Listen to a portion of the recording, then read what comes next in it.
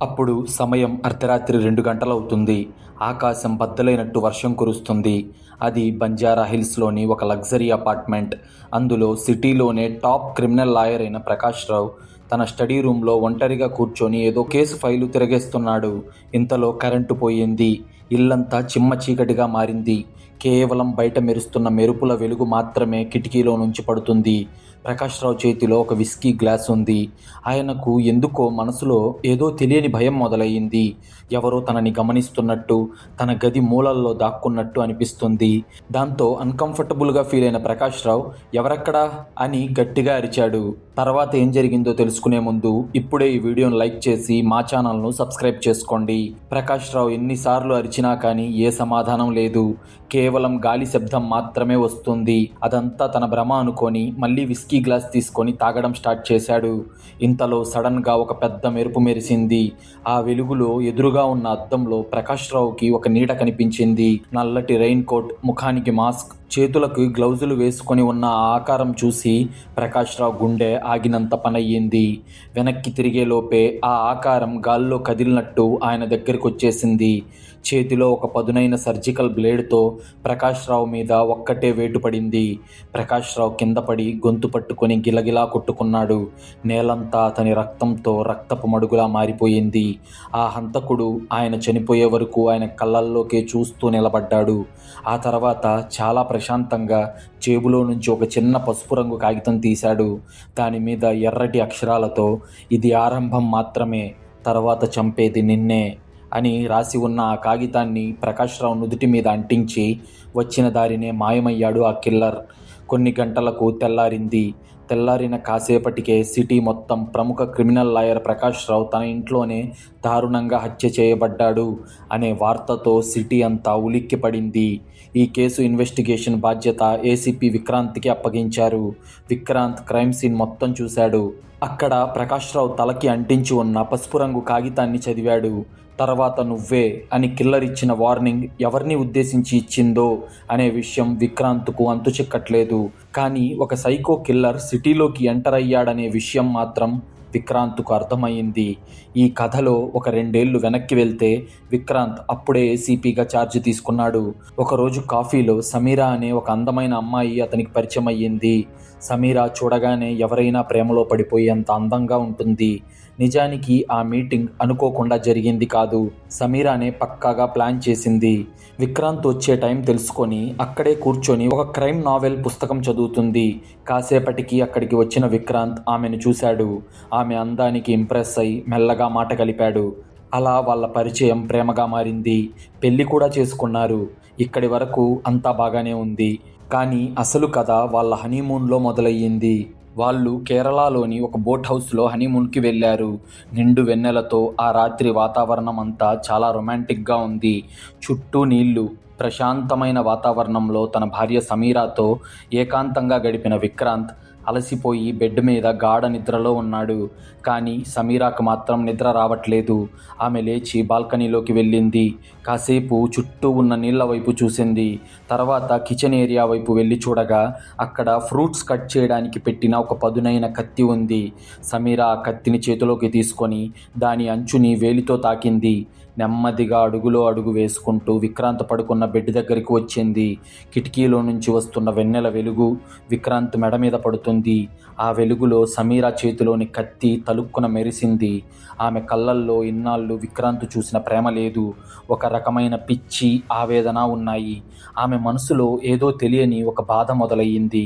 ఇప్పుడే ఇక్కడే నా తమ్ముడు ఆకాష్ను చంపిన వీడిని చంపేయాలి, వీడి గొంతు కోస్తే నా పగ తీరుతుంది అనే ఆవేదనతో ఆమె చెయ్యి పైకి లేచింది. కత్తి సరిగ్గా విక్రాంత్ గొంతుకి అంగుళం దూరంలో మాత్రమే ఉంది. సరిగ్గా అప్పుడే విక్రాంత్ నిద్రలో కదిలాడు. తెలియకుండానే సమీరా ఇంకో చేతిని పట్టుకొని సమీ సమీ అని కలవరించాడు. సమీరా ఆగిపోయింది. ఆమె చేతిలోని కత్తి కింద పడిపోయింది. ఇప్పుడు ఆమె ఆలోచన మారింది. వద్దు, వీడిని ఇలా నిద్రలో చంపితే వీడికి నొప్పి తెలియదు. నేను ఎందుకు చంపానో వీడికి తెలియాలి. వీడు బతకాలి అనే ఆశతో చావాలి. వీడి చుట్టూ ఉన్న వాళ్ళని చంపి ఆఖరికి వీడిని చంపాలి అని ఆ కత్తిని తీసుకెళ్లి కిచెన్లో పెట్టేసి వచ్చి విక్రాంత్ పక్కన పడుకొని అతన్ని గట్టిగా వాటేసుకుంది. వాస్తవానికి ఆ కౌగిలిలో ఉన్నది ప్రేమ కాదు, విక్రాంత్ చావు. ఇక ప్రస్తుతంలోకి వస్తే లాయర్ ప్రకాష్ రావు హత్య తర్వాత సమీర తన నెక్స్ట్ టార్గెట్గా రిటైర్డ్ జడ్జి రామచంద్రను ఫిక్స్ చేసుకుంది. ఆయన ఒక అపార్ట్మెంట్లో 4వ ఫ్లోర్లో ఉంటారు. ఆ అపార్ట్మెంట్ నిండా సీసీ కెమెరాలున్నాయి. టైట్ సెక్యూరిటీ కూడా ఉంది. కానీ సమీర మాత్రం పక్కా ప్లాన్ వేసింది. అప్పుడు సమయం మధ్యాహ్నం 3 గంటలవుతుంది. ఒక డెలివరీ బాయ్ అపార్ట్మెంట్లోకి ఎంటర్ అయ్యాడు. కానీ నిజానికి అది బాయ్ కాదు, సమీరానే. బాడీ షేప్ తెలియకుండా ఒక ఓవర్ సైజ్ రెయిన్ కోట్ వేసుకుంది. తలకి పెద్ద హెల్మెట్ పెట్టుకుంది. చేతిలో ఒక పెద్ద పార్సిల్ బాక్స్ పట్టుకొని లిఫ్ట్ ఎక్కింది. లిఫ్ట్లో కూడా సీసీ కెమెరా ఉంది. కానీ సమీర ఆ బాక్స్ని తెలివిగా తన భుజం మీద పెట్టుకొని కెమెరాకి తన ముఖం కనిపించకుండా అడ్డు పెట్టుకొని నేరుగా 4వ ఫ్లోర్కి వెళ్ళి జడ్జి గారి ఫ్లాట్ కాలింగ్ బెల్ కొట్టింది. లోపల నుంచి జడ్జి రామచంద్ర ఎవరది అని అడిగారు. సమీర గొంతు మార్చి గట్టిగా, sir speed post urgent letter అండి అనింది. జడ్జి గారు నెమ్మదిగా వచ్చారు. డోర్ ఐ హోల్లో నుంచి బయటకు చూస్తే సమీర బయట కొరియర్ బాయ్లా కనిపించింది. ఆయన గొల్లెం తీశారు. కానీ తలుపుకు ఉండే చైన్ లాక్ తీయలేదు. తలుపు కొంచెమే తెరిచి ఇటివ్వు అని చెయ్యి చాచారు. సమీరాకి అర్థమైంది తలుపు పూర్తిగా తీయకపోతే చంపలేను అని. వెంటనే, సార్ ఇందులో గ్లాస్ ఐటమ్ ఉంది, మీరే సంతకం పెట్టి తీసుకోవాలి, కింద పెట్టలేను అనగా ఆయన విసుక్కుంటూ తలుపుకు ఉన్న చైన్ లాక్ తీసి తలుపు పూర్తిగా తెరిచారు. అంతే. ఆ క్షణం కోసమే ఎదురు చూస్తున్న సమీర జేబులో నుంచి పెప్పర్ స్ప్రే తీసి ఆయన కళ్ళల్లో కొట్టింది. ఆయన అమ్మో అని కళ్ళు మూసుకునే లోపే ఆయన్ని లోపలికి తోసి తలుపు వేసేసి హెల్మెట్ తీసింది. జడ్జి గారు కళ్ళు నులుముకుంటూ ఎవరు నువ్వు అని అరవడం మొదలుపెట్టారు. అప్పుడు సమీర, ఆకాష్ గుర్తున్నాడా జడ్జి గారు? నా తమ్ముడు. వాడికి ఉరిశిక్ష వేసిన చేతులు ఇవే కదా అంటూ ఆయన చేతి మణికట్టు కోసేసింది. ఆ తర్వాత గొంతు కూడా కోసింది. వెళ్తూ వెళ్తూ సేమ్ అదే పసుపు రంగు పేపర్లో తర్వాత నువ్వే అని రాసి అతని తలకు అంటించి ఎవరికీ దొరకకుండా మాయమయ్యింది. వరుసగా 2 హత్యలు జరిగాయి. విక్రాంత్కు పిచ్చెక్కిపోతుంది. అయితే చనిపోయిన ఇద్దరికీ కామన్గా ఏదైనా కేసు కానీ తీర్పు కానీ ఉందా అని పాత కేసు ఫైల్స్ చూసిన విక్రాంత్కు దిమ్మ తిరిగే విషయం తెలిసింది. నిజానికి ఆ కేసుతో చనిపోయిన లాయర్ జడ్జికే కాదు, ఏసీపీ విక్రాంత్కు కూడా కనెక్షన్ ఉంది. ఆ కేసు ఫైల్స్ తిరగేస్తూ ఉండగా ఆకాష్కి ఒక అక్క ఉందనే క్లూ విక్రాంత్కు దొరికింది. ఆమె ఎవరో తెలిస్తే హంతకుడు ఎవరో తెలుస్తుంది. ఆ కేసు ఫైల్లో ఆకాష్ పెరిగింది ఒక అనాథాశ్రమంలో అని విక్రాంత్కు తెలిసింది. వెంటనే విక్రాంత్ అక్కడికి వెళ్ళాడు. అది ఒక పాడుబడ్డ బంగ్లా. ఇప్పుడు ఆ అనాథాశ్రమం ఒక పాడుబడ్డ బంగ్లాగా మారిపోయింది. లోపలంతా దుమ్ము ధూళితో నిండిపోయింది. చూడటానికి ప్రస్తుతం అక్కడ ఎవరూ ఉంటున్నట్టు అనిపించడం లేదు. అక్కడ మూర్తి అనే ఒక ముసలి క్లర్క్ ఉన్నాడు. అతను ఒక తాగుబోతు. విక్రాంత్ వెళ్ళి ఆకాష్ వివరాలు అడగ్గా మూర్తి చిరాకు పడుతూ, ఎవరయ్యా నువ్వు? ఇక్కడ రికార్డ్స్ ఏమీ లేవు. 10 ఏళ్ల క్రితమే అగ్ని ప్రమాదంలో కాలిపోయాయి, పో బయటికి అని అరిచాడు. అది విన్న విక్రాంత్కి కోపం వచ్చింది. మూర్తి కాలర్ పట్టుకొని టేబుల్ మీదకు లాగాడు. తన సర్వీస్ రివాల్వర్ తీసి టేబుల్ మీద పెట్టి, రే ముసలోడా, నా పేరు విక్రాంత్, నేను ఏసీపీని. ఇప్పటికే సిటీలో 2 అఫీషియల్స్ మర్డర్స్ జరిగాయి. 3వది జరగకూడదంటే నాకు ఆకాష్ ఫ్యామిలీ డీటెయిల్స్ కావాలి.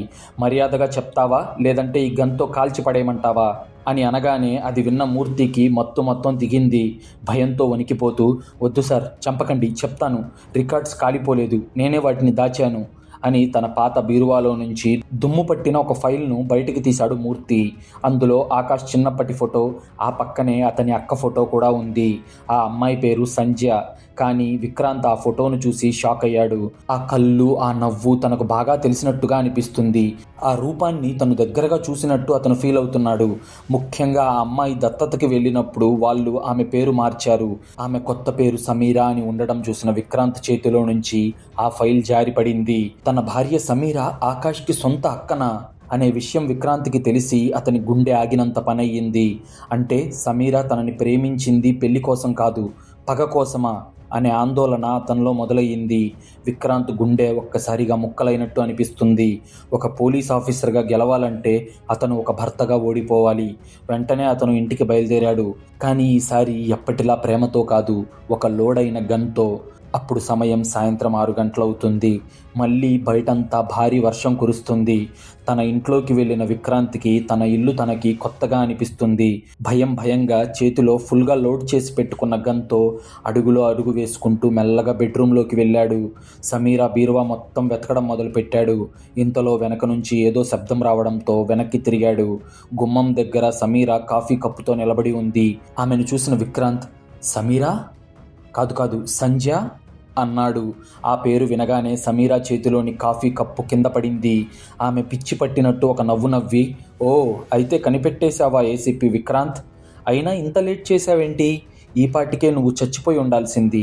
కొంచెం లేట్ అయిందంతే, ఏం ఫీల్ అవ్వకు, ఈరోజు నీ కథ ముగిసిపోయినట్టే అని నవ్వుతూ అనగా విక్రాంత్ గన్ తీసి సమీరా వైపు పెట్టి, ఎందుకు సమీరా, నా ప్రేమలో ఏం లోపం ఉంది? నేను మంచివాణ్ణి కాదా అని అడగ్గా, ప్రేమనా? నీదా? మంచివాడివా నువ్వా? నా తమ్ముడు ఆకాష్ చచ్చిపోతే వాడి శవం దొరికినప్పుడు ఎక్కడికి పోయింది నీ మంచితనం?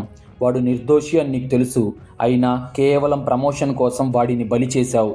నా తమ్ముడి చావుకి కారణం నువ్వే అని కోపంగా అరిచింది సమీరా. దానికి విక్రాంత్ కంగారు పడుతూ, అది అది అది నా తప్పు కాదు సమీరా, నాకు తప్పుడు సాక్ష్యాలు ఇచ్చారు అని అనగా, నువ్వెన్ని కథలు చెప్పినా వింటా, కానీ నిజమేంటో నాకు తెలుసు. ఈ రోజుతో నీ కథ ముగుస్తుంది విక్రాంత్ అంటూ సోఫా వెనక నుంచి ఒక పెద్ద కత్తి తీసింది సమీరా. విక్రాంత్ వైపు పరిగెత్తుకుంటూ వచ్చింది. విక్రాంత్ గన్ పాయింట్ చేసి కాల్చాడు. ఆ బుల్లెట్ నుంచి తప్పించుకున్న సమీరా ఒక్కసారిగా కత్తితో ఎగిరి విక్రాంత్ భుజం మీద పొడిచింది. దాంతో విక్రాంత్ చేతిలో ఉన్న గన్నును వదిలేసి కుప్పకూలిపోయాడు. నీ తప్పు లేకపోతే నువ్వు నన్ను కాల్చడానికి ప్రయత్నించావు అంటూ అతని గుండెల్లో ప్రాణం పోయేదాకా పొడిచింది. అయితే విక్రాంత్ ఇంటికి వచ్చే ముందే పోలీస్ బ్యాకప్ కోసం కంట్రోల్ రూమ్కి ఫోన్ చేసి ఉండటంతో కాసేపటికి పోలీసులు అక్కడికి చేరుకున్నారు. కానీ అక్కడ సమీరా లేదు. విక్రాంత్ నుదుటి మీద తర్వాత నువ్వే అని రాసి ఉన్న ఒక పసుపు రంగు కాగితం అంటించి ఉంది. కానీ సిటీలో మరో హత్య జరగలేదు. సమీరా కూడా దొరకలేదు. ఇక ఏం చేయలేక పోలీసులు కూడా ఈ కేసుని క్లోజ్ చేసేశారు. చూశారుగా, ఈ కథ మనకు నేర్పించింది ఏంటంటే, మనం చేసే చిన్న తప్పు ఎవరి జీవితాన్నైనా నాశనం చేయొచ్చు. మన స్వార్థం కోసం పక్క వాళ్ళ జీవితాన్ని నాశనం చేసే హక్కు మనకి లేదు. ఒకవేళ అలా చేస్తే అది గోడకు కొట్టిన బంతిలా తిరిగి మనకే తగలొచ్చు. కర్మ ఎవరిని వదలదు అని చెప్పడమే మా ఉద్దేశం. మీకు గనుక ఈ క్రైమ్ స్టోరీ నచ్చినట్లయితే ఇప్పుడే ఈ వీడియోను లైక్ చేసి మా ఛానల్ను సబ్స్క్రైబ్ చేసుకోండి.